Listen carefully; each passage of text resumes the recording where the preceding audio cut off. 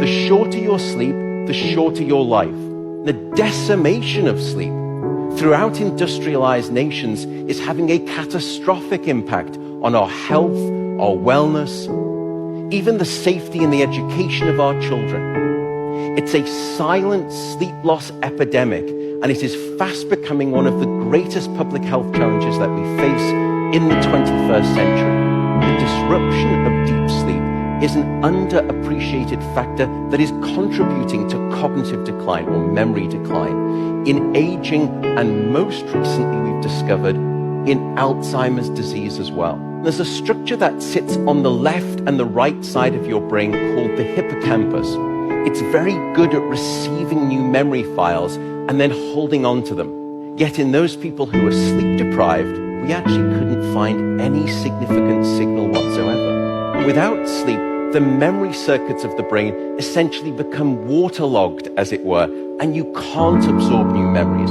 We have since discovered that a lack of sleep will even erode the very fabric of biological life itself, your DNA genetic code. So here in this study, they took a group of healthy adults and they limited them to 6 hours of sleep a night for 1 week. And then they measured the change in their gene activity profile relative to when those same individuals were getting a full 8 hours of sleep a night. And there were two critical findings. First, a sizable and significant 711 genes were distorted in their activity, caused by a lack of sleep. The second result was that about half of those genes were actually increased in their activity.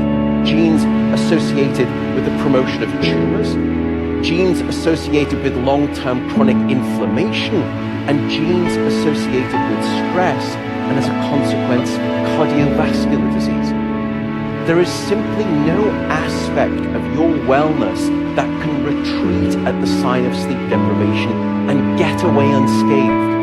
And at this point, you may be thinking, oh my goodness, how do I start to get better sleep? What are your tips for good sleep? The first is regularity. Go to bed at the same time, wake up at the same time. No matter whether it's the weekday or the weekend, regularity is king. And it will anchor your sleep and improve the quantity and the quality of that sleep. The second is keep it cool. Your body needs to drop its core temperature by about 2 to 3 degrees Fahrenheit to initiate sleep and then to stay asleep.